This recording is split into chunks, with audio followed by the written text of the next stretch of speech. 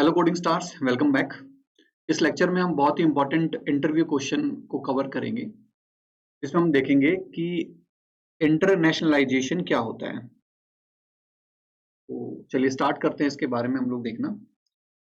तो internationalization is a service in Java. Java के अंदर एक ऐसी सर्विस है।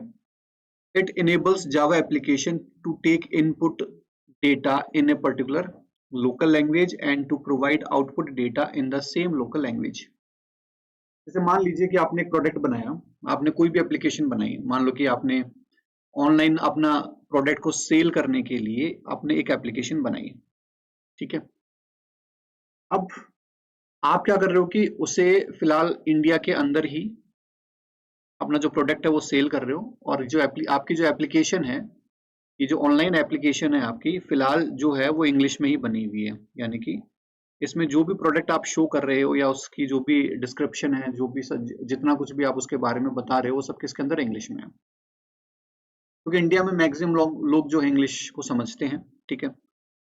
उसके बाद मान लो कि उस पर्टिकुलर हमारी जो लैंग्वेज है उसमें हमारे पास जापान से कुछ नए कस्टमर्स जुड़े, जिनको इंग्लिश में इश्यू आ रहा है, इंग्लिश में उनको समझ में नहीं आ रहा है, ठीक है।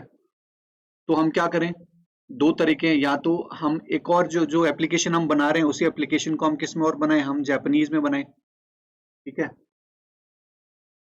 अगर जापानीज के अलावा जर्मनी, इटली या इन लैंग्वेजेस में भी अगर हमको, या फिर इन कंट्रीज के भी हमारे पास कस्टमर्स आ गए, तो हम एप्लीकेशन को क्या करें, इटली के लिए भी बनाए अलग से, इटालियन के लिए भी, और जो आपकी जर्मन लैंग्वेज है इसके लिए भी अलग से बनाए। तो ये बहुत ही, हम कह सकते हैं कि आप अपने काम को, या हेक्टिक टास्क है, क्योंकि आप हर एक लैंग्वेज को कवर करके अलग एप्लीकेशन नहीं बना सकते। तो उसके लिए क्या किया जाए, या तो हम क्या करें कि हम एक ही कॉमन एप्लीकेशन बनाएं। हम क्या करें, एक कॉमन एप्लीकेशन बनाएं, और उस कॉमन एप्लीकेशन की क्या ड्यूटी होगी कि वो सबसे पहले ये देखे कि जो कस्टमर है जिसने भी आपकी एप्लीकेशन पे लॉगिन किया है वो कहाँ का है, यानी कि उसकी जो लोकेशन है उस लोकेशन को लोकेट करें।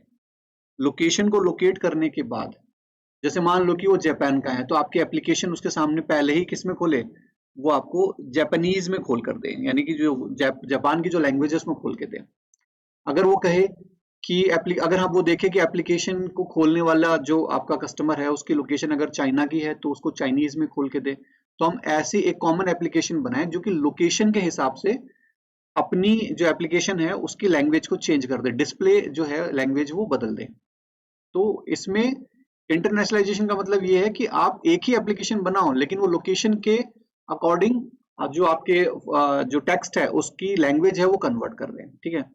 तो इसके लिए जावा ने जो टेक्निक अपनाई वो थी यूनिकोड। यूनिकोड, क्योंकि जावा के अंदर जो कैरेक्टर डेटा टाइप होता है उसकी साइज 2 बाइट्स होती है। 2 बाइट्स इसलिए होती है ताकि वो ज्यादा से ज्यादा प्रोग्रामिंग लैंग्वेजेस के अल्फाबेट्स को सपोर्ट कर सके, ज्यादा से ज्यादा प्रोग्रामिंग लैंग्वेजेस के अल्फाबेट्स को सपोर्ट करे, इसलिए हमने क्या बोला, उसको यूनिकोड बोला गया। क्लियर है। तो हम पढ़ते हैं।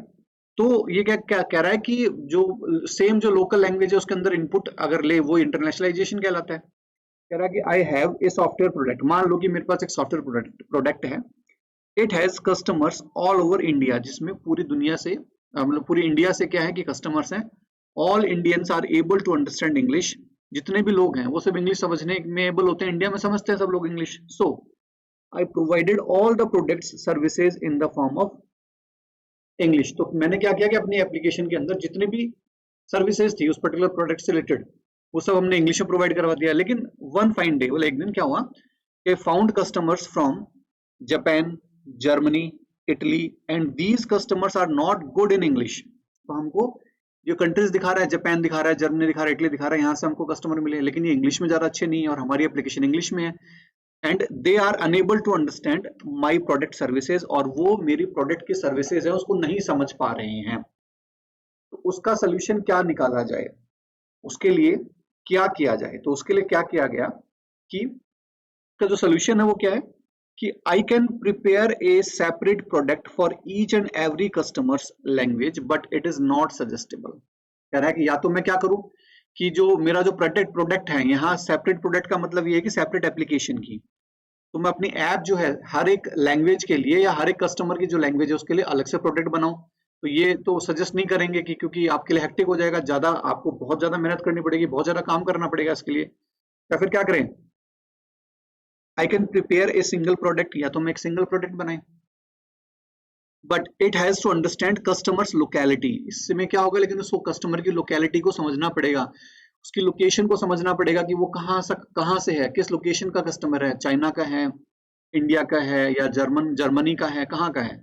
And it has to give services as per customers locality, और उसको जो सर्विसेज हैं वो देनी पड़ेंगी जो आपके कस्टमर की जो लोकेलिटी है उसके अकॉर्डिंग, इन कस्टमर्स अंडरस्टैंडेबल लैंग्वेज, उसके अकॉर्डिंग, जो कस्टमर जो लैंग्वेज समझता है उसके अकॉर्डिंग हमको उसको क्या देनी पड़ेगी, सर्विसेज देनी पड़ेंगी। कह रहा है कि टू अचीव सेकंड सॉल्यूशन, यानी इस सॉल्यूशन की बात कर रहा है कि इस सॉल्यूशन को अचीव करने के लिए we have to use internationalisation. इसके लिए हमको क्या करना पड़ेगा, इंटरनेशनलाइजेशन को हमको अचीव करना पड़ेगा, इसको हमको यूज करना पड़ेगा। कैसे हम करते हैं, कह रहा है कि designing a Java application as per local conventions is called as internationalisation. कह रहा है कि कोई भी जावा एप्लीकेशन जब हम बनाते हैं लोकल जो कन्वेंशंस हैं उसके अकॉर्डिंग, तो वो क्या कहलाता है, इंटरनेशनलाइजेशन कहलाता है। बहुत कुछ इसके बारे में हम लोग बात कर चुके हैं, लेकिन कह रहा है कि Java is able to provide a very good internationalisation support because of Unicode representation only. Unicode की हेल्प से ऐसा कर सकता है, क्योंकि यूनिकोड का मतलब क्या है कि मल्टीपल प्रोग्रामिंग मल्टीपल लैंग्वेजेस को सपोर्ट करता है।